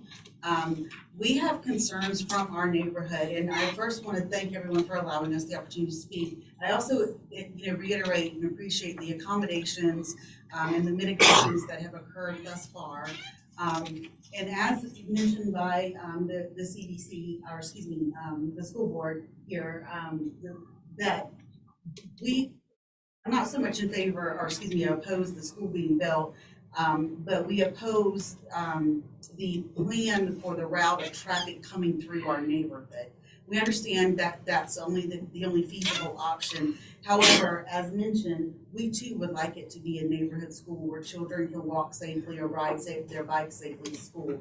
The main traffic coming through on Claybrook, that is not a sidewalk school, or excuse me, a sidewalk street. Sarnoff, and also, which is coming off River Road, and I believe it's to Bolt that also feeds into that circle. None of those are sidewalks, streets where children will be walking from to attend the school. And also, we currently, without the school there, have an issue with people cutting over from River Road through our neighborhood to get to Brownswood. So it's basically a racetrack. So we have brought this concern up, the additional concern of with the additional cars coming through, the risk of speed, the risk of safety for pedestrians and homeowners in that area. And to my knowledge, although other accommodations have been met to meet homeowners' needs, the concerns from the Slider Landing subdivision itself, where most of this traffic, well, based on the study, 30% of the car rider traffic will be coming through our neighborhood. We have serious concerns about the safety of our children and those walking through our neighborhood. Thank you, ma'am. Thank you for coming out. Anyone else in opposition to the application? Y'all come on up and tell us who you are. Thank you. Yes, sir. Thank you, Mark Davis, and I live at 1227 River Road in Johns Island. I spoke last month as well. I'll second and endorse the comments Ms. Steele made, but I'm the neighbor just to on this map to the left of the Steele property. So we share many of the same concerns. I think their property is slightly more impacted than ours. However, both of our properties, and I don't think there's any way around it. And I will give kudos to the design team. I think they've done the best they can, and we appreciate them listening and making some changes to try and alleviate some of these problems. But I don't think there's any way around the traffic circle affecting the ingress and egress from our properties, which, in our opinion, would diminish the value and use of our properties. I just, while the Steels would have difficulty making a right-hand turn, we would have difficulty, or it could be impossible to make a left-hand turn. So that's a major change to the use of our properties and affects the value of our property as well. I won't go over the same points some of the others have made. Just a point of order recognition. If the stated purpose, everyone agrees we need a school. No one disagrees with that. It's important to note, though, at least from my calculations, Mount Zion is closing, so the current student capacity, and I could have the numbers wrong, but just approximately, it's about 1,119 students. And if you add in Angel Oak and the new school at 700, that's only 1,300, which is a net gain of 170, 180 students. So not really addressing the issue. I understand that's probably out of the purview of this group, and I won't dwell on that, but important to note since the door was open. Also, I do have concerns. I noticed a lot of comments are coming in from the Swigert neighborhood. I'm not sure there was proper notice to the Swigert neighborhood. I'm not aware of any postings. I know there were meetings held, but I'm not sure, we're still unclear how effective or how extensive that notice to those neighbors was as well. But anyway, those are my comments. Thank I you, sir. appreciate your time. Thank you for coming out. Thank you. Yes, ma'am, come on up. Carolina, I live at 1243 Road, which is to the right of the Steele's property. And we're actually the ones that are essentially going to be forced to share a driveway. And that's the, I don't want to reiterate everything they said, Please. because I agree with them, but I fully support the fact that there's a school that's necessary to be added to Johns Island. I guess my biggest concern, just to be really brief, is I have a private driveway, so do they. If you can't accommodate that and give us the same situation after the fact, then it's not the appropriate place for a traffic circle. And they have not been able to address that at all, or to my knowledge, really even make an attempt to address that challenge. I think there's a lot of issues that come with that, as she sort of talked about earlier, legal and all that kind of stuff. So I just wanted to reiterate. Thank you, ma'am. Thank you for coming in. Anyone else in opposition? Come on up, ma'am. Thank you so much for taking our comments today.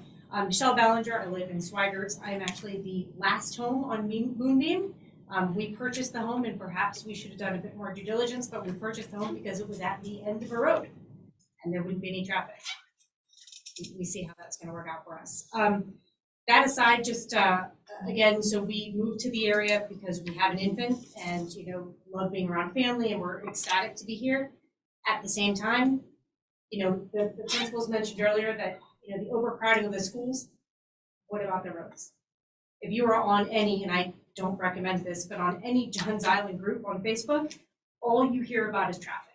And what you're doing is you're taking the area that has the most dangerous roads in the entire island, people constantly tailgating if you dare to go the speed limit and just flying around you, flicking you off. Anyway, I won't go more into that. But again, from Swigert's, we don't have the sidewalks on the roads in question. It's just causing more issues. Listen, I'm all for schools, Thank you. but there's gotta be some other way. Thank you for coming out too, man. Anyone else in opposition? If not, I know there's a lot of things, and again, some of them don't pertain, as Mr. Morgan said, there's gonna be some traffic situations to go through different committees and things, but would you like to address any of the issues that are brought out? I know it's a difficult, whatever you like to.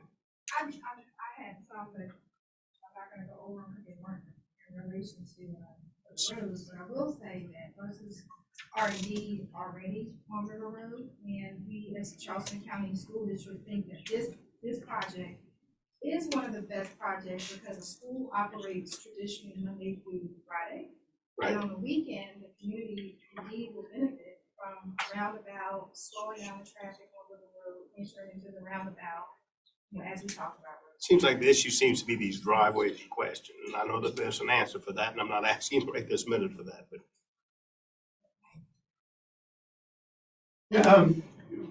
We agree with lots of comments. We also agree that condition of existing roads and infrastructure on the island needs tremendous improvement.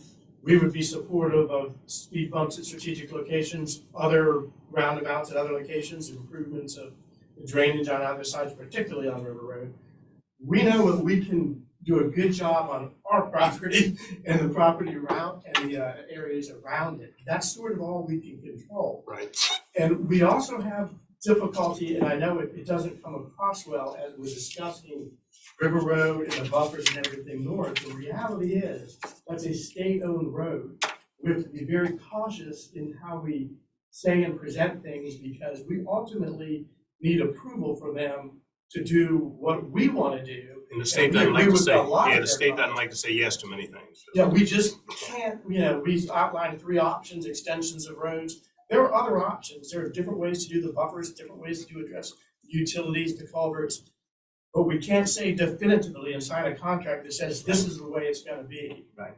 Because we don't have the power to do that. I understand. Well, thank you all. I appreciate it. If there's nothing else, we'll close the public aspect of this out. Again, one, which we appreciate, that there was many comments in opposition, but Mr. Morgan and I discussed, and I said earlier, a lot of them don't really pertain to the subdivision request and the guidelines. Yeah, I just want to clarify for everybody what our role in the approval process is here. What we're being asked to do is judge whether or not the project that is allowed by zoning, they have the right to do what they're asking to do, whether the subdivision concept plan meets the city standards. That's really the only thing that this board has the authority to judge. So whether or not the roads are in good condition or whether the school is overcrowded or not, that's not really the purview of this board. So I just want to make that clear for everybody that we're being asked to judge whether or not the concept plan meets the city standards. So, and according to city staff, it does meet the standards. That's correct. So, and also, there are many more opportunities for public input and engagement on the specifics of the design. And there are a lot of agencies, not just the city of Charleston, that have purview over this. So, what you've seen here is a concept plan. It is not the final plan. Anyhow, I'm going on, but. Ms. Jacobs? I'm just going to echo what Commissioner Lassane has said. I do know, I study these concept plans. I study the technical review. To get through a concept plan is, I won't say a low bar, but it's a bar. To get to where they get a building permit or certificate of occupancy is a much higher bar. And there's extensive traffic analysis with that. So they're presenting best option, but that doesn't necessarily mean it's going to be final option when it gets through the technical review. And I've seen these things go through pretty extensive traffic. They have to go through all the requirements. I will say that I live in Burns Downs with a school right in the middle of my school. I mean, right in the middle of my neighborhood. We get some traffic impact from that, but it's a lovely school that a lot of people walk to. I'm confident that this architect is going to make sure all these connecting roads have complete streets looked at, because that's a directive of the Charleston area, where there'll be sidewalks and walkability and multimodal. That's one of the requirements we have within our city, to make sure these students that are in walking distance can get there, mitigating the traffic aspect of cars driving there. There's several schools along our greenway. We have a luxury of a greenway that have several schools where kids can walk, and they're doing it more and more. But like Commissioner Hussein says, our purview is the guidelines of the city for concept approval. Is that a motion, Ms.? And that's a motion for us Okay. to. There's a motion by Ms. Jacobs. Other comments or a second to the motion? Again, the one thing I'd like to say is we appreciate the fact, I think the last meeting we were very concerned about the communication. And I think we appreciate the fact that the school district, and everyone said, is reaching out. We hope you will continue to reach out, continue to communicate, try to resolve issues that we may not have a purview over, but we're really concerned about them. And is there a second to the motion? So I do want to make a comment. I do want to echo the sentiments of Mr. Hussein and Ms. Jacobs.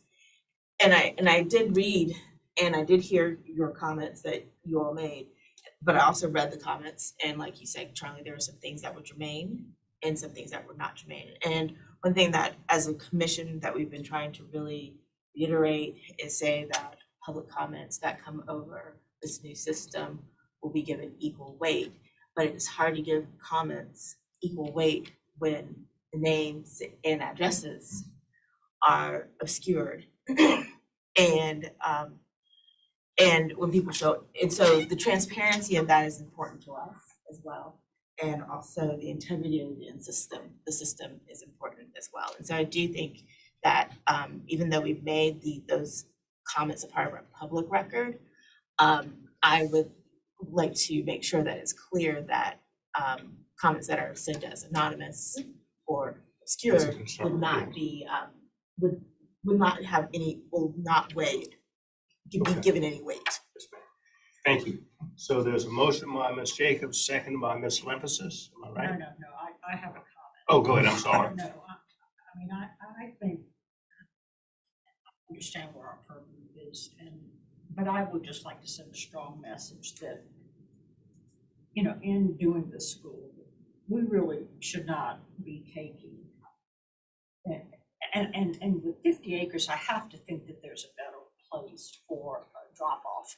And so I would like to send a strong message that you work with these people, you know, to take their driveways and make them have a joint driveway. You know, and I'm not gonna say simply because of the school, because that school has been needed for the last 20 years. But to do so at the detriment of residents that have been there is unacceptable to me. So I would like to send a strong message that we all need to rethink this drop off and how, and believe me, I'm in the development business. I know how difficult it is to get any kind of roads with the state and with TRC. But please consider these people. It's very important. Thank you, ma'am. Okay, Ms. Jacobs made a motion. Is there a second to the motion? If not, I'll second the motion by Ms. Jacobs. And other comments, and again, I want to thank everyone for their comments today, and hopefully y'all can continue to meet and work some more solutions out for the people that have concerns. We appreciate that. There's a motion by Ms. Jacobs. I seconded it. All in favor of the motion signify by saying aye. Aye. Anyone opposed to the motion? Thank you all for coming and for your input. It's important. Next items on the agenda are zonings. Mr. Morgan, can we take any of the zonings Ms. Harp, who's dealing with this? Is it- Yeah. We take any of these together? We can take 4 through 9 together. Okay, why don't we First do reading those? separate. Okay, well, let's take 1 and 2. Number 1 is 226 North Avenue, Edgewater Park, West Ashley, TMS number 349-0900019.5 acres. It's request zoning RR1. It's zoned single family residential R4 in the county, Mr. Morgan. Okay, and this is, as you said, Mr. Chairman, in Edgewater Park in West Ashley. It is a single family lot. It would come in the city as RR1 because it is a larger lot location. Also, it is in low impact and conserved. And so when we have larger lots that are in the low impact and conserved and might be the potential for future subdivision, we recommend that they go to the RR1. Great. I don't think anyone's here to speak on this application, so that'll close the public aspect. Is there a motion? Ms. Jacobs? I'll move for approval also. I want to thank our new annexation wizard. There's only 9. I was hoping, we had a goal of 10. There's only 9 there. There's only 9. There's only 9. He couldn't get that extra one for us. We wanted 10, but that's all right. Motion by approval. Setting the bar high. Yeah. Is there a second? Mr. Bailey seconds the motion. All in favor of item number 1, signify by saying aye. Aye. Anyone opposed? Thank you. Number 2 is 1721 Ashley River Road, West Glow and Westover, West Ashley, TMS number 3511600030.23 acres. So that's zoning at LB. It was zoned Ashley River Corridor Overlay District, OD ARRCLC in Charleston County, Mr. Morgan. So yes, so this is a limited commercial designation in the county under their overlay. And it's in between 2 parcels in the city that are zoned limited business. So we are recommending limited business for it. It's in our neighborhood edge recommended land use recommendation category in the comprehensive plan. And feel comfortable with it. It currently has a business in the structure. It's used as an office. Feel comfortable with LB, which would match the zoning. Would anyone like to be heard? If not, is there a motion? So moved. Mr. LaShane, second by Mr. Bailey. All in favor, signify by saying aye. Aye. Anyone opposed? Thank you. Number 3 is 1708 Sazerline Road, High Garden, West Ashley, TMS number 351120023.2 acres. That's only a single 2-family residential STR. It was single family R4 in Charleston County, Mr. Morgan. And this one is coming in the city as STR. Do they have a duplex here? Is that what the situation is? Yes. Okay, so that's why we couldn't bring it in as a single family category, because there is a duplex on the property.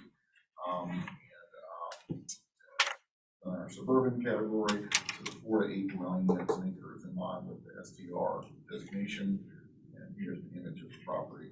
See that it is duplex, and they're recommended for approval of STR. Thank you, Mr. Morgan. Anyone like to be heard on this issue? If not, is there a motion? So moved. Mr. Singh, second by Mr. Bailey. All in favor, signify by saying aye. Aye. Anyone opposed? Thank you. So we're going to take items 4 through 9 together. I'll read them to the record. 1349 Ashley Hall Road, Limited Hall, West Ashley, TMS number 35111000056. Request zoning SR1. It was R4 in Charleston County. Item number 5 is 1648 Successionville Road, Fort Lamar, in Solid TMS number 431600072.54 acres. Request SR1, it was R4 in the county. Number 6 is 1408 Orange Grove Road, TMS number 35210000049.23 acres. Request on the SR1, it was R4 in Charleston County. Number 7 is 360 Linwood Drive, Oakdale, TMS number 310120076.29 acres. Request on the SR1, it was R4 in Charleston County. Item number 8 is 1818 St. Dennis Drive, Orland, TMS number 42103000093.25 acres. Request zoning of SR1. It was on St. Andrews Area Overlay District, ODSTA R4, Charleston County. Number 9 is 2919 Doncaster Drive, Hickory Hill, West Ashley, TMS number 358 1000080 for 4 acres. Requested in the SR one, it was R4 in Charleston County. Not to go, Mr. Morgan. Well done. Yep. So these are all. Hold on one second, Ms. Jacobs. Yes. I have a question before I'm not gonna cause any problems here, but the very first one that we approved was, we approved because it was a low impact conserved on our future land use map, and we went to RR1, which is a more conserved zoning. Can you explain why the other ones that are also in low impact conserved are not getting that lower There's recommendation, only please? one other one that's in low impact and conserved, Okay, I and thought there were that two. is, Especially Bill Road. and so that one, the situation there is because it is already a narrow frontage, they aren't gonna be able to subdivide that. They're not gonna be able to subdivide it further. I just want So- to make sure that we're trying to be consistent for our future land. Right. use. Go ahead, That's Mr. all Morgan, my tell us about these information. properties. Right, so we have the frontage averaging, requirement, so we keep the character of a street. And because the lots around this are substantially sized, they wouldn't be able to subdivide this lot further. So we feel comfortable with the SR one. Okay, thank you for that explanation. And I'll move to approve 529. 4 through 9, Ms. Jacobs makes a motion to approve. Second by Ms. Lassane. Any comments, questions? All in favor of approving items 4 through 9, signify by saying aye. Anyone opposed? Thank you all. Last item on the agenda is election of chair and vice I chair. move that we stay with who we have. Can you, for the record, say the names? Oh, this is Charles Harris and Harry Lassane. Great, thank you. You sure you don't want a piece of this? Ms. Lampus is one of my mentors. Is there a second to the motion? Mr. Bailey seconds. Other comments, questions? Well, I appreciate it. Did you have something? Did you want to say something? Yeah. No, I was seconding Okay, the sorry. motion. You can say something. I think that when Ms. Lepsis gets to 50 years, We give her a she ought to be dinner. elevated to a higher office. Absolutely. She's already had the higher. Some sort of office. She's already had exalted the office, higher. right? She's been at the higher I've office. already been We ought to at least give her dinner. Staff. Frank McCann was the chair for many years. Me and Miss Lampus were after the city to name a street for him, and we never could get a street name for him. So when not that it's gonna influence Union Pier, but Union Pier has a number of alleys, and I've been told that McCann may not qualify for a street, but an alley may be appropriate. Lymphosis better in as order. an alley. Lymphosis Alley, there's some, Actually, very nice actually, alley. It is. on Folly Beach, which has nothing to do with the city of Charleston, but we did a development out there for some clients, and they wanted to call this little street Louis Lane, and, we couldn't do it. Uncle Louis. For Uncle Louis, who was involved with the pier, and so they ended up doing it in his honor as Olympus's Lane, but there are only like 3 houses on. is that the only street with Lampus? I thought there was more streets in Lampus. Oh, give me a break. No, I'm serious. I thought there was some other. We did have something. If Frank gets an alley, I get an alley. You deserve an alley. But I tell you, we had one item on the agenda, Miss Lampus just walked out from, and she was very familiar with the old city jail, because you had to bail a few people out of there a few times. My dad Was the magistrate. He was chief magistrate, so he got a lot of people out. Anyway, there's a motion by Ms. Lampus, a second by Mr. Bailey. All in favor of the motion signify by saying aye. Anyone opposed? Thank you all. Appreciate your confidence and appreciate all of y'all working together. I think we have a good group and don't always agree, but we're all in it together. So thank you all. Any updates? Just a reminder that you've got the joint meeting with this Tomorrow. committee tomorrow at 3. It'll be in the large ballroom. We think it'll last till about 5. That would be my guess. Mr. Mitchell typically he's the chairman of the CD committee. Oh, that's gonna be Typically likes to keep his But meetings to an hour. We don't run that meeting, But- they run the meeting, correct? But they run it, it's essentially their meeting, it's their regular meeting time. It's affordable housing. Anybody can be part of it, I'm sorry. Affordable housing is the topic. Affordable housing at Union Pier. So where it should allocate. Mr. Bailey? an hour or what? I would estimate, just because there'll be probably more public comments than they normally have at CD, that it might take up to a couple hours. There is not a time limit set for it, but I I would think a couple hours. He usually is pretty tight on the meetings, so he doesn't. Mr. Bailey, you had something? I am very disappointed that I can't come tomorrow because that has been such an important topic to us. So I will make my comment to you all now, and that is, for what they're asking for in total, my impression is the affordable housing numbers that they have thrown out so far seem light, to say the least. That would be my comment if I were able to come. Yes, sir. I hear you. Mr. Moore, do we have any sense as to whether or not their numbers are shifting at all, given? I think they've made some shifts. They'll be presented tomorrow, and we are on minutes and things here right now, so. Got it. Probably need to be careful about comments Yeah, and things certainly. like that. Great, thank you. If there's no other business, is there a motion to adjourn? I make a motion to adjourn. Thank you. Ms. Von Jenkins, second. I'll second. We're second, all in favor? Aye. All right, everybody, we're out. Thank you. Thank you.